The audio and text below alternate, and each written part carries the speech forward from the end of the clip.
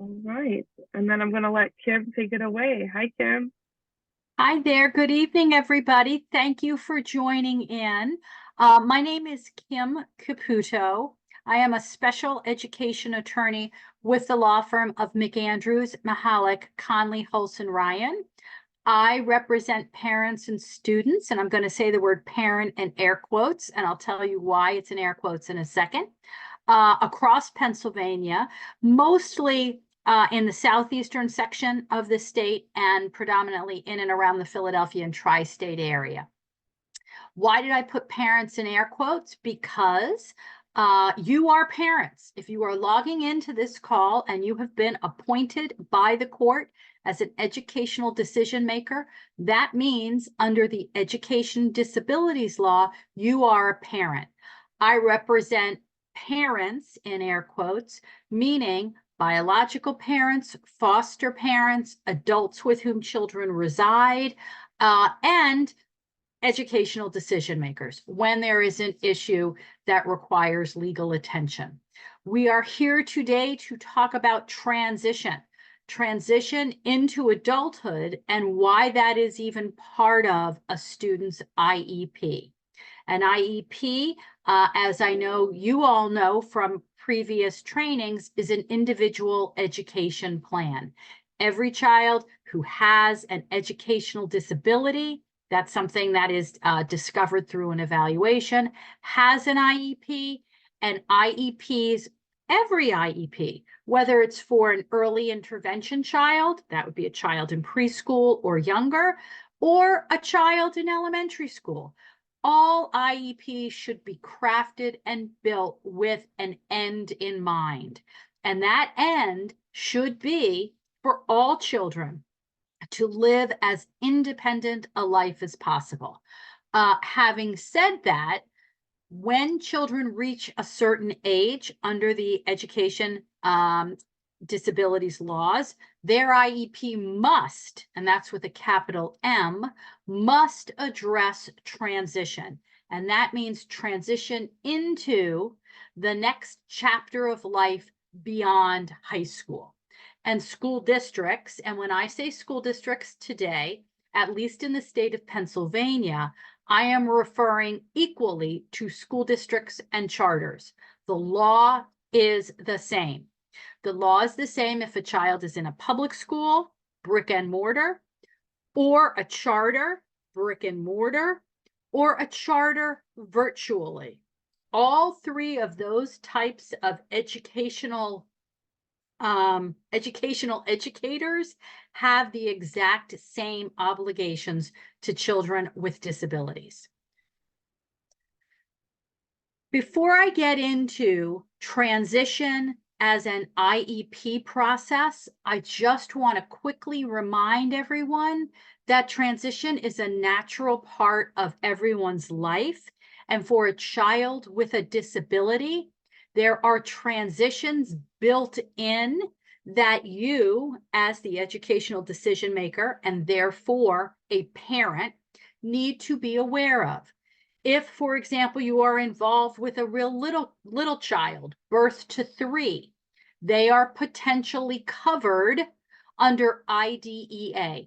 That doesn't mean they're going to have the transition services that we talk about, but they will transition. Where will they transition?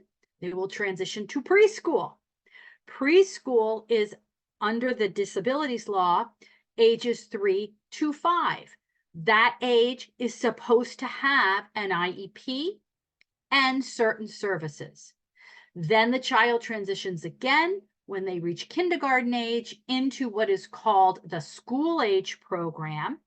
And it is during that very long phase that the transition section of the IEP comes into play.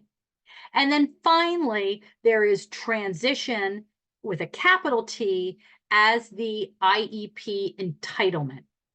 I want to remind you, and you might not know this actually, so it might not be a reminder. Right now, in the state of Pennsylvania, children with IEPs remain eligible for school age services through their 22nd birthday, 2-2. That is really important. Prior to this year, the exit age was 21. So if you are the EDM of a high school student, that could be a conversation that needs to happen during that child's high school career, because school districts will oftentimes look to exit a child at age 18, which is the typical age for graduation for typically developing kids. Kids with IEPs, however, typically don't develop along that same pace and rate. So initially, IEP services were available until age 21. Because of COVID, that was extended until age 22.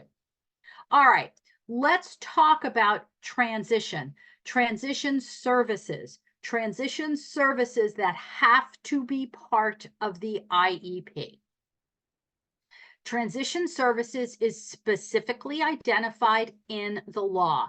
The numbers at the top of this slide refer to the federal regulation that describes and outlines what transition services are. I, as a practice, don't read slides off during a presentation because everybody can read. This presentation, I think, is going to be made available to you. I hope it is. It certainly can be with my, I'm giving you permission. So you can read this. I think what's important is that there's an understanding when you're sitting in a meeting that transition is real, transition is legally defined, and as you can see from this next slide, that's a lot of words. That's a lot of words in the legal definition. So I highlighted in red some of the pivotal ones. A transition section of an IEP has to be result-oriented. It can't be vague. It can't talk about Kim's going to go on and go on to a junior college for 2 years. Well, what is the plan to help Kim get there? Kim is going to live in a supported living arrangement, either with a relative or maybe in a group home. Okay, that's an outcome, but what is the program? What are the pieces of the program to help facilitate that outcome? It must be result-oriented. A transition plan in an IEP talks about both academic and functional aspects to a child. Many children might be identified, for example, with a learning disability. Well, that certainly has academic components, but maybe they also, because of that learning disability, need help with functional skills, how to do banking, how to navigate SEPTA, how to access a doctor's office. Those are functional skills that could be part of a transition plan. We are moving, when we're talking about the transition section of the IEP, we are talking about the movement of that child from school to what is going to happen after high school, post-secondary. And so that means for the parent, EDM, of a student who has disabilities, just like the parent of a typically developing student, you are thinking about the future well before high school. Transition conversations should not be happening for the first time in 10th and 11th grade, because you see, at that point, the child is closer to exiting than in the educational program. And there have been missed opportunities potentially for those transition goals to be worked on during those previous years. We're talking about things like going into college. Well, if that's the outcome, as I said, is it a 2-year college? Is it a 4-year college? Are we talking about entering a trade? Are we going to go right to the trade, or are we going to enroll or try to enroll in a vocational or trade school? Are we going to go right to the world of work? If we're going to the world of work, do we have actual outcomes in mind? Has the student expressed an interest, or has the school district undertaken assessments to find out the student's interests and aptitudes? That's work. We also have to think about, as I said in my earlier remarks, where is that person going to live? Is that person going to continue to live in the current, wherever he or she is currently? Does the student express an interest in living on his or her own? Does the student have an understanding of what that really means? Is the student going, or is the plan to go to some sort of supported living arrangement?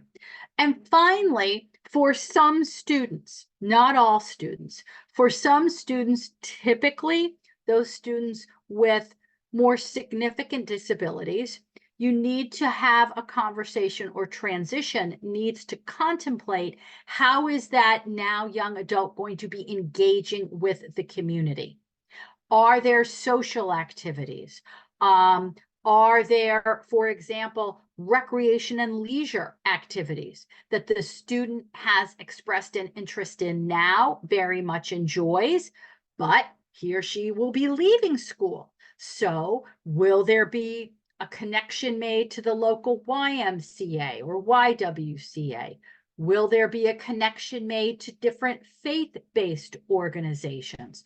Those are all conversations appropriate for a transition plan and transition section of an IEP. Results oriented, we talked about that. Okay. As I said, and this is obvious, everything that goes into the transition plan should be based on the student's strengths, his or her needs, his or her preferences and interests. Now, all of those things you might be able to ascertain from the child or the student themselves. I'm the mother of two kids. They are now adults. Me trying to get out of my teenager strengths, preferences, and areas of interests, good luck. Because developmentally as a teenager, I was probably the last person my kids wanted to talk to. So I'm not saying this is an easy conversation to have, and it might not be just one conversation.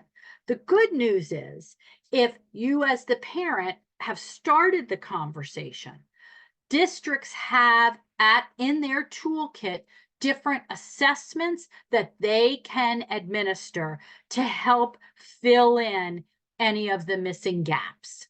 And we've talked about how transition might need to include instruction, related services, and that is defined under IDEA, things like speech, occupational therapy, physical therapy, community experiences. Many districts use transition to get kids out into the community, both for vocational experiences, but also for community-based learning.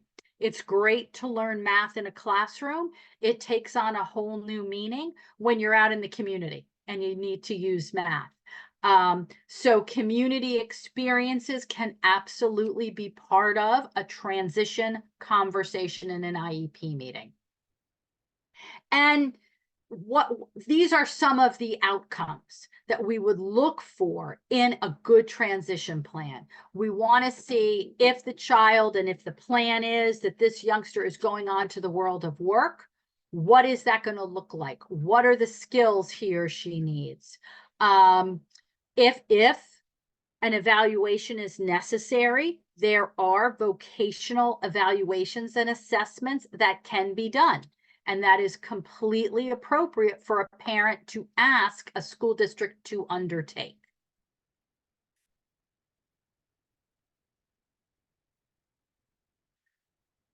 If a child, oh, I skipped a slide, sorry. If a child needs specialized instruction to access those transition services, it has to be part of the IEP. So oftentimes what that looks like is the child expresses an interest in a particular vocational opportunity. The school has a partnership with a local retailer. It could be any kind of retailer, a hardware store, the Dunkin' Donuts, a restaurant. That the child has expressed the interest, the partnership is going to be the place where that child is having the experiences. If that child needs support in that environment, whether that's support to do the job, support to follow the directions, that support has to be provided as part of his or her IEP services. All right. This slide I probably should have put at the very beginning of the conversation because it includes the critical point, which is these conversations have to happen at least no later than age 16. Age 16. If it is appropriate, those conversations can happen sooner. I have a preference that for a certain profile of student, that those conversations happen at 14 or 15. The more needy the child, the more involved the child is from a disability perspective, these conversations should start sooner because it's complicated.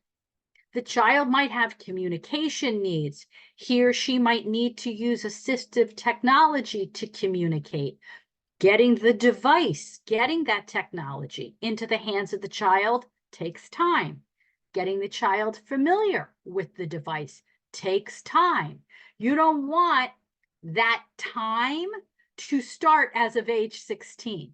So you start sooner so that when 16 comes, you're now ready to really push transition much harder because those underlying skills and needs, you've kind of back mapped and backfilled in those earlier years. Once the transition meeting happens, whether it's at age 16, 15, 14, whenever it is, that is a conversation that must be revisited at least annually. That's no different than the rule around IEPs. IEPs have to be revisited at least annually. However, and I impart what I am about to say in almost every training that I give, that annual rule is the basement. It's the floor. It is the least a school district or charter has to do in order to be compliant with the federal law. It is not necessarily the best thing for the child. In fact, I would say having only one IEP meeting a year at the point when that IEP is about to expire is probably not the best thing for any kid. Anytime there is a report of progress that is either showing the child is not progressing, so trend lines are going down, or trend lines are stagnating, there should be an IEP meeting. And typically, if that unfortunate event occurs, there's data out there that is well before the end of a school year. So I'm taking this little pause as a plug for never be afraid to ask for an IEP meeting, even if it is before the annual expiration date, to talk about concerns. And of course, at that time, you can also revisit a transition. Anything that is in the plan has to be measurable. So I'm not going to make this about IEP goal writing. I'm sure there is a training or there will be a training about what a decent IEP goal must look like. Suffice it to say, a transition plan is not just a series of bullets This is what's going to happen. We're going to have more meetings. We're going to meet with the counselor. It can have that stuff in there, but there are concrete goals that are measurable and that are tied to that result-oriented outcome, just like there are measurable result-oriented reading, writing, and math goals, okay? So there have to be goals that are attached to the transition outcome or outcomes. I have clients right now whose IEPs talk about two different outcomes. I have students whose outcome is maybe college, but also maybe work, because they haven't decided. They're in 8th or 9th grade. That's totally okay. And we have goals for each of those outcomes, because teenagers are teenagers. They change their minds, and that's okay. But that means, as the adults, we have to keep a couple balls in the air at the same time. All right, optimizing your meeting and your transition goals. First, there are, across Pennsylvania, a number of agencies separate from schools that are charged with working with individuals with disabilities in the world of work. One of those is OVR, the Office of Vocational Rehabilitation. Sometimes schools will say, our transition is going to include OVR, and here's the OVR case manager, meaning they'll write a name on the IEP, and that is the child's transition plan. That is not a transition plan. That is a link to a service. Thank you very much. But OVR is not a school district. OVR is not a charter. OVR is not an IEP team service provider. It's a nice thing to do. And I would always tell a family and a parent, great, that's a wonderful connection to have, but we're here to talk about what the school district or charter is going to do to prepare Kim to enter the world of work. Now, you might be supporting a child whose family already connected with OVR. That's fine. If there's an OVR evaluation, if there's an OVR work plan, all of that information, if it's been made available to the school district or charter, should be incorporated into the IEP. So that's another rule of thumb. I always tell parents, if you have a report or an evaluation or an assessment that is helpful because it outlines needs of a child, helpful because it outlines recommendations for the child, share it. If you don't share it with a school district, they don't know. Once it's shared, they have an obligation to review and consider it. So other agencies are out there in the world supporting persons with disabilities, particularly in terms of employment. That's great, but I don't want any of you to get distracted by that, because the transition obligation rests with the school district or charter when that child has an IEP. All right, transition goals. Remember how I said there can be bullets about, I'm going to meet with the counselor, I'm going to maybe meet with my OVR counselor. That's fine, but that is not a goal. All right. A goal is something like, I'm going to go out in the community and I am going to work on introducing myself 3 times appropriately to someone I do not know. That's a soft skill that a student needs to have mastered in order to enter the world of work. That's an example of a community-based learning work skill that could be incorporated into a transition plan. I am going to, or the student is going to work with a counselor and a writing teacher to put together a resume. The student will complete no fewer than 5 applications online, because mostly everything is digital now, consistent with his or her interests. That is all part, those are goals. They are measurable, and the support needed to accomplish those goals can be described in the IEP.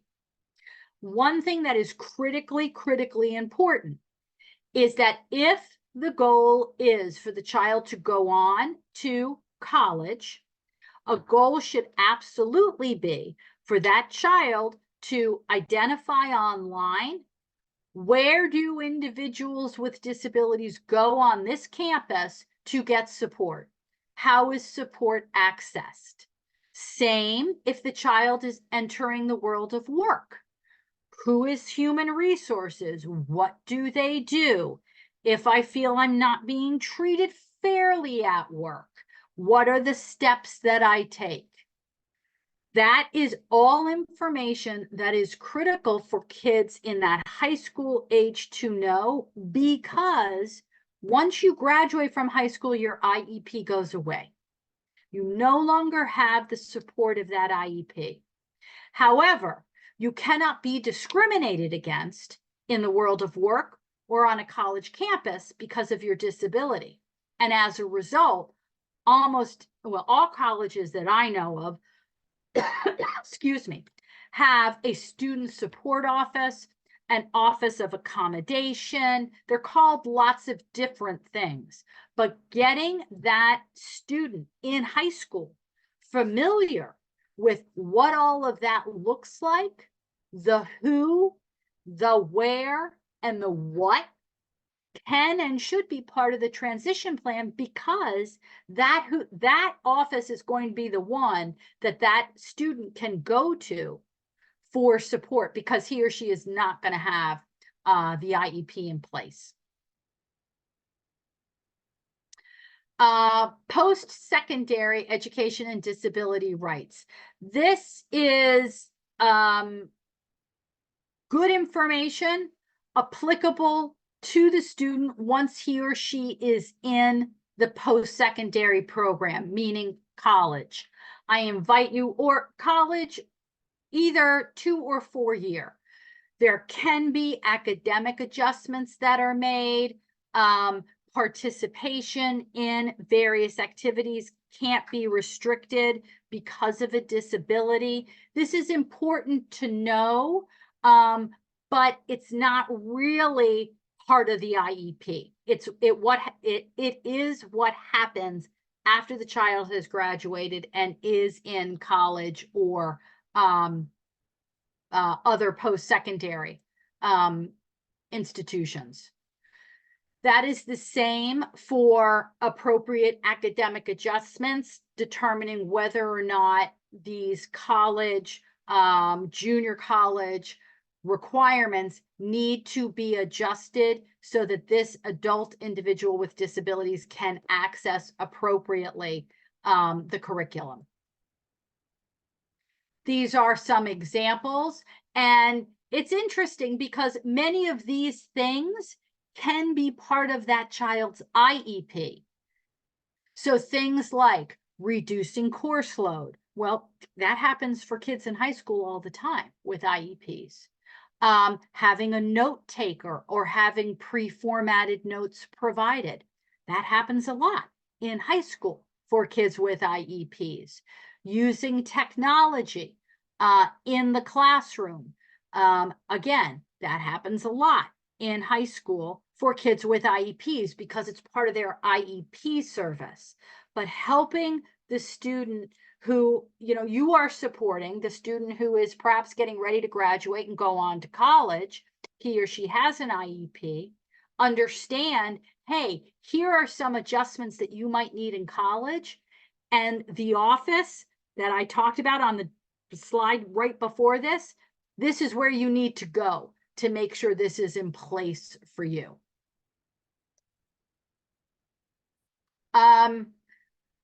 This slide talks about actual physical access. How do kids in wheelchairs get in and out of the building? How do they navigate the facilities around the building? What kind of accommodations are made in the event that, for example, the elevator is broken? That is it. I think we are done. We are. I am ahead of schedule, so we've got time for questions. Anybody have any questions? Unmute yourself. Ask a question. This is the time. Anything to do with transition. I have a question, or Sure. I need advice. So my kid is in ninth grade, Okay. but her IEP, except for one little adjustment that I had to make about her schedule that got written in, hasn't been done since last year in eighth grade in May. Okay. So now I'm feeling like I should have initiated an IEP meeting. But it's not too late.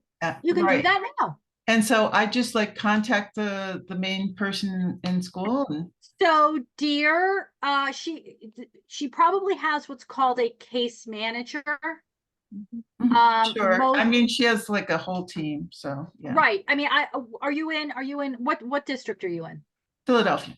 Okay, so that building has what's called a SPECM, a Special Education Compliance Monitor. That person kind of manages the compliance aspects of the IEP. I think I've met with her already. Okay, you can write to her and you can say, I'm Miss Stanford. I'm the educational decision maker for Kim. I don't want to wait until May. I want to reopen the IEP now, specifically to discuss transition for her. Okay. All right. Here's the date I can meet. That's all you have to do. Okay. Good. Thank you. You're welcome. Thank you. Thank you so much for your presentation. I was wondering, you were talking about like the, specificity, like what happens when at the IEP meeting, it is kind of general and there's not like a lot to put like, do I just say straight out? Like, do I just ask straight out? Like, this isn't actually telling us very much. Yes. I would maybe suggest saying, I use the following phrase a lot. Thank you for this, whatever this is. I've just read it. I'm having a hard time visualizing what this is actually going to mean for my client, your child, day to day. What does this look like? Is my child going to be in a classroom doing something? Are you contemplating my child's going out into the community? That's a way to start the conversation. And I want to say again, and I learned this. So before I joined McAndrews, full transparency, I was in the school district of Philadelphia for close to 27 years. I spent a lot of time in IEP meetings and meeting with school staff and doing all kinds of things. And I learned a tremendous amount. One of the things I learned is the following phrase.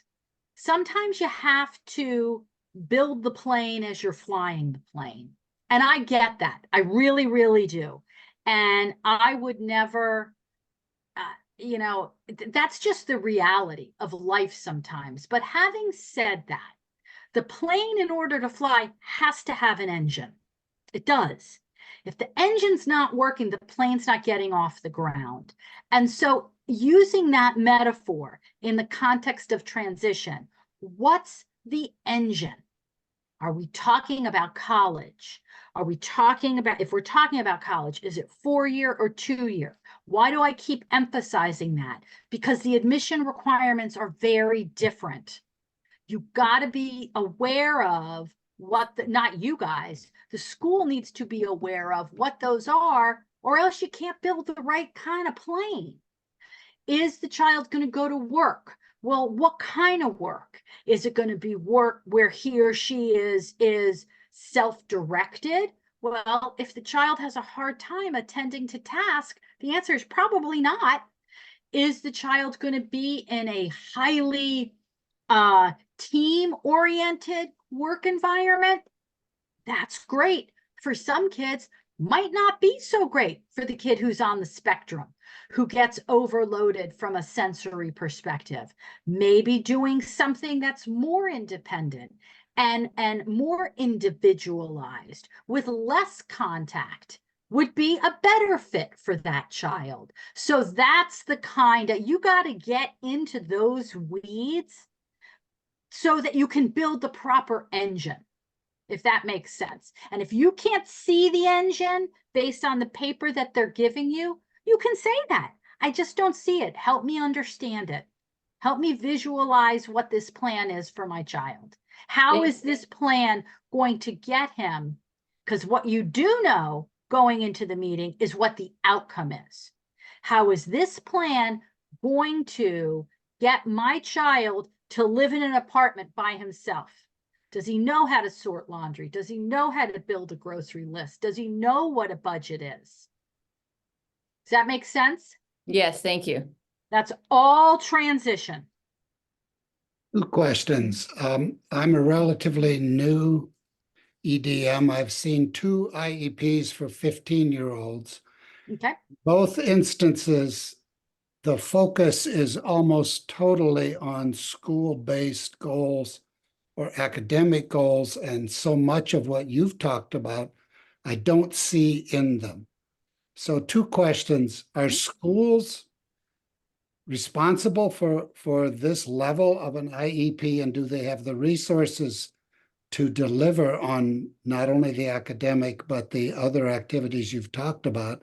And secondly, is there any way that you could share a couple of really concrete examples of an IEP? Because all I've seen are sort of IEPs that are half-baked rather than fully baked. So in the context of the 2 IEPs that you reviewed, if the transition plans are academic leaning, then I have to conclude that the post-secondary plan for each of those 2 students is they are graduating at age 18 and enrolling in college. Hard stop. If that is not the case, then the transition does not align to the outcome. Yeah, Does that make sense? There's probably a statement in both of them that the child wants to go to college, but there's nothing beyond that. So as a parent, this is where your role as parent requires, and I'm not suggesting that you might not necessarily have the tools to do what I am about to describe. You need to know whether or not that is a realistic outcome. If that child is in 9th grade and is not accessing 9th grade curriculum, if that child is not reading at a 8th, maybe even, I mean, I hate to say it, mid 7th grade level, I doubt very much that unless there are significant changes, that child is going to be prepared to do the preliminary work necessary to get into college. Take the SATs, take the ACTs, take the PSATs, write the essays, fill out the application. I mean, most or many kids say, yes, I'm going to college, because that's all they know to say. That's okay for them to say that. What's not okay is that is the beginning, middle, and end of the conversation of an IEP team, which is a group of adults who not only know the child, but they know what the real world is. And so what's the backup plan? Because first, if that is the outcome, the transition plan needs to be that specific. In 9th grade, is the child identifying 4 or 5 local colleges where and familiarizing him or herself with the admission criteria? How is college going to be financed? Is that part of the discussion? This is transition for a college-bound student who has an IEP. So the two IEPs that you've looked at doesn't sound like that's what's in them. That's what should be in them. That's not to say that that's the only thing in them, because maybe when you ask the probing questions, well, is my client/child reading on grade level? Is this even a reasonable expectation? How are we going to, what's plan B? Should we explore 2 years of junior college? Should we explore the world of work? In which case, that then opens additional pages on the IEP for additional transition goals. To your question of resources, districts have millions of dollars, federal, state, and local, to support children with disabilities. How they budget those millions of dollars, I can't tell you. I've been away from that world too long. But what I can tell you is in Philadelphia, charters and public schools have partnerships with employers. They have partnerships with vocational service providers. They hire teachers. They are called vocational itinerant teachers, whose job it is to take students into the community to not only explore the world of work, but also to work on those community skills. So I don't want to sound insensitive to districts, many of which work very, very hard to meet the needs of their kids who are enrolled. But the reality is a student with an IEP has a federally protected right to an education. And that education includes transition services. I have never had a case where the defense has been, oh, that is what the child needs, but we just don't have the money to do it. A district is never going to say that because they know they can't say it. They might not have the staffing. That's a very real issue right now. COVID really did a number on schools and employers, frankly, in terms of staff. And it's taking much longer, I think, than anyone would have imagined for that staff to get built back up to capacity. And that has had impacts, negative impacts on kids with disabilities in schools. But I digress. The point is that schools do have resources, schools do get creative, and IEPs can talk about college as well as the world of work at the same time in terms of a plan A and a plan B. Thank you. That's very helpful. Any chance of a model IEP that you could share or two? I'm trying to figure out a way that I can do that.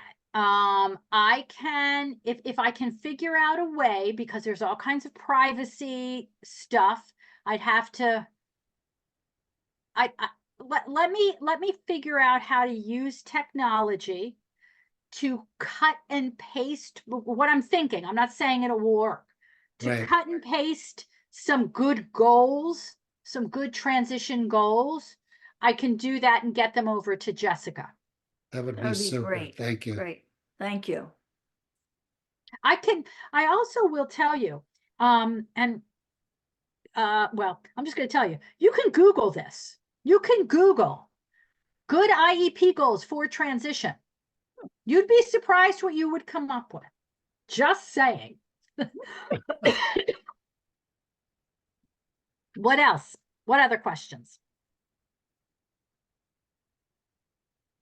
7:48. Come on. We have, what does that leave us? 48, 58, 12 minutes. Don't let 12 minutes go by without asking a question. You can ask for an IEP meeting at any time. You can ask that a school district show you what that actually looks like for a child. We can and should be doing more than one thing at a time in the world of transition. Here's something. Students with disabilities who are also getting other public benefits. Okay? Think about the student who might be getting medical assistance. Think about the student who is getting SSI.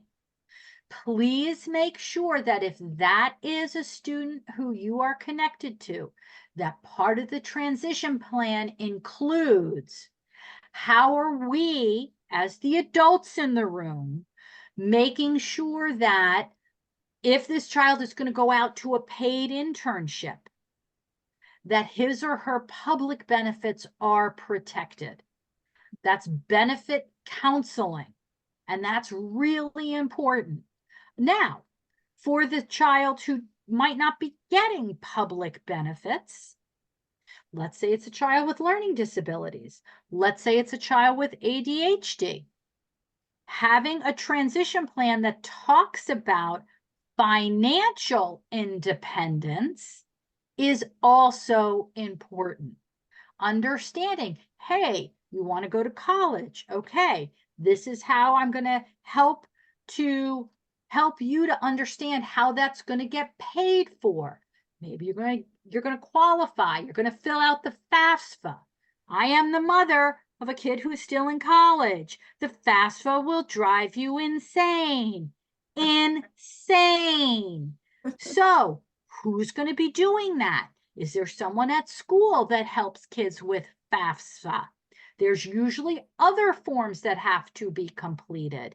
You know, getting that on the roll is really, really important. Collecting the documents. Now, obviously, the school can't get into the financial records of the family. And that's what they're going to say. They're going to say, we got to pump the brakes on that. And that is true. That's a right pumping of the brakes. But the whole concept of, I'm the student, Kim, you need to understand, we're going to complete the FAFSA. We're going to get your parents. We're going to get all that income stuff. Maybe there's still going to be a gap. How are we going to fill that gap? And that is financial responsibility that can be part of a transition plan if the outcome is this is a child who's moving on to college after high school.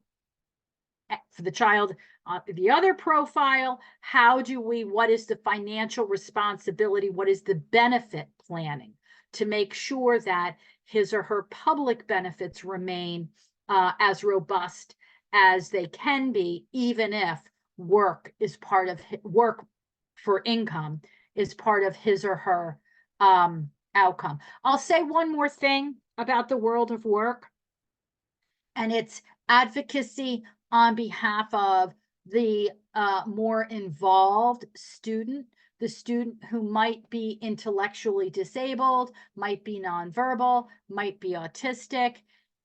Everyone who wants to work should be able to work. When you get into adult resources for individuals of the profile that I've just described, self-determination and self-advocacy is huge. So a transition plan might focus on helping that soon-to-be adult student advocate for his or her wishes. Secondly, the days of sheltered workshops and somebody earning, $1 a day for sorting something are over. They're over. That is not a viable, legally appropriate post-secondary outcome.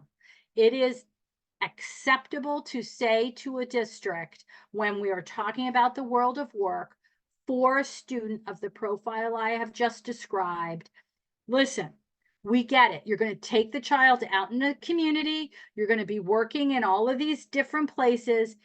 Is that leading to a living wage job? That is absolutely appropriate to ask and appropriate to advocate for. Yes, ma'am. I have one more question. Sure. You said the IEP goes away at the end of school, right? When they're out of school. And When yet, they graduate. and yet, so my kid is probably going to hopefully remain, if there's an intellectual and emotional disability, she can remain in the system, in the care system, until she's 22, until her 22nd birthday, right? She can stay covered under an IEP and Okay, continue to receive IEP services until her 22nd birthday. what does that look like? Do they have to actually be under the aegis of a school to stay? Okay, so if my kid's in high school in Philadelphia and she's going to stay connected to the system because she's eligible to do that, she will continue to go to high school. Not automatically. Okay. So on a Philadelphia IEP, I should have hundreds of them at my fingertips. There is a question. I think it's like 3 pages into the IEP. Well, on page 1, it says, it's very small, you got to look for it. What is the anticipated year of graduation? Yeah, I've seen that. Yeah, you need to make sure that that coincides with her 22nd year.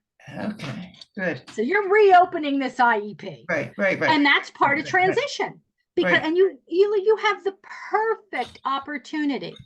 Spec them, we want to reopen for transition. I now understand Kim can stay in school until her 22nd birthday. Isn't that a godsend? I want to revise her graduation date and I want to talk about transition. Great, wonderful, thank you. You're welcome. Kim, can you talk more about our kids who are 16, 17 years old, who are in an APS, an approved private school, who basically their only stability is school? I had an IEP today, for example, for my 17-year-old who was AWOL all the fall, returned to school. He's been in the school for years.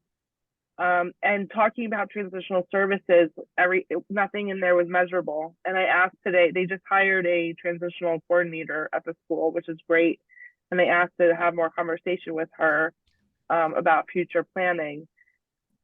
Can you give me some more examples of what I can ask for? Like, we're trying to get him to, I'm trying to get Kuwa involved, his case manager, to, get a job going for the summertime. He also qualifies for ESY, but he'll only do ESY if there's credit recovery.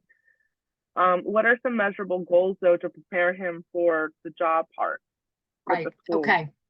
So that is probably one of the most difficult profiles because that is an individual who can absolutely buy in or walk out of whatever you are advocating for. And schools absolutely have the right to invite children, young adults into a transition meeting to say, this is what we're putting on the table. This is what's being advocated on your behalf. What do you think? And, I'm already hearing things like, well, he needs ESY, but he'll only do it if it's credit recovery. To me, that is a youngster saying, I'm out. The minute I get enough credits, I am out. So if that is in fact what he is thinking, the question you've got to put to him is, what are you going out to? What's your job? Where are you going to live? How are you going to pay rent? And depending on what kind of answers he gives back, that guides the transition planning. Private schools, it's tough. I literally had a call today with the district, high school age client, and I was really torn about advocating for a private school because, yes, a child gets educated in a much smaller environment. Yes, it's a fresh start and maybe desperately needed. The problem is it's very disconnected from his or her community, the community of public transportation, the community of work. So there are some private schools out there, particularly in Delaware County. They have excellent transition programs, but the opportunities are all out in Delaware County. And if you're a Philly kid, I guess it's good practice, but it's not going to really lead to an actual job out in Delaware County. if you're living in Southwest Philly or South Philly. So that's something to think about. There are internship and paid employment opportunities through the city of Philadelphia. That's something I would explore, because the private school is not going to know about them. I mean, unless the private school is actually geographically in Philly. But it sounds to me like that's a kiddo who is really thinking, I'm going to the world of work. And if that's the case, then getting him into a summer paid opportunity is probably a really good first start. That doesn't really have any, I mean, you could talk a little bit about that in a transition meeting, but it's summer. So that's not an IEP service. Having said that, if he goes through the summer experience, you can have an IEP meeting in the fall to talk about what he did that summer and how we want to grow from there for then September 2024 into that next school year. Does that make sense? Yeah, thank you. Sure. I feel like Sarah wants to ask a question. I'm feeling it. She wants to unmute. Oh my God, she can't unmute. Somebody else, there she goes. Yay. Sorry, no, I'm just putting in there our email addresses so that we can get the slides. Oh, okay, So Jessica just asked for our email addresses. great. I did not look at the chat. Hold on a minute. Chat, please join. Recommend how to when to ask for. Oh yeah, same. Yeah, we're going to talk about asking for evaluations in April. Okay. I had a quick question. Hi, Shelby. Sure. Hi. My kiddo is one of the kids that has a lot of disabilities, not nonverbal, but she's definitely never going to live on her own or anything. But Okay. the transition that we think is going to come up for her, she might be getting adopted. So what should I be doing with the school to potentially prepare for that? That is a child welfare transition and not an educational transition. So I don't need to be making changes to the IEP to like. Well, how old is she? He's 12. And Okay. he's in the 6th grade. So no, the transition, meaning transition services for kids with disabilities, adoption would not fall under that section of the IEP.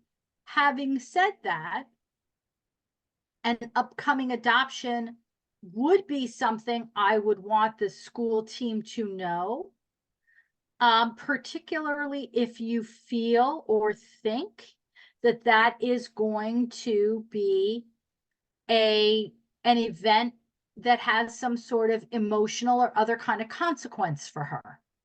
Because one of the environments where that emotional type of consequence might manifest is school. And so school would want to know, like, what's this? That's a big change. You know, leaving, I'm assuming she's in some sort of foster care now. She lives in a group home now. Mm-hmm.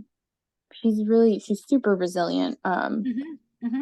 So, and I think the adoption would have her moving out of the school that she's in. So I don't know if that means, but I don't know. I was just wondering if there's any way that I could help prepare her school situation for that. Well, I think the best thing that you can do is to make sure it's already March, that things are current and accurate, because whatever her evaluation status is by the end of this school year is going to roll over to the next school district. Whatever her IEP is going to roll over to the next school district. So making sure that that IEP is accurate in terms of all of her needs, making sure that the IEP is clear in terms of the things that she does need and the things that she does well is probably, a good thing to do, so that the next the next school district doesn't have to start all over again. They have as clear a picture as they can of her from a learning and an emotional perspective. Okay, that makes sense. Thank you. Sure. Good luck. Anything else?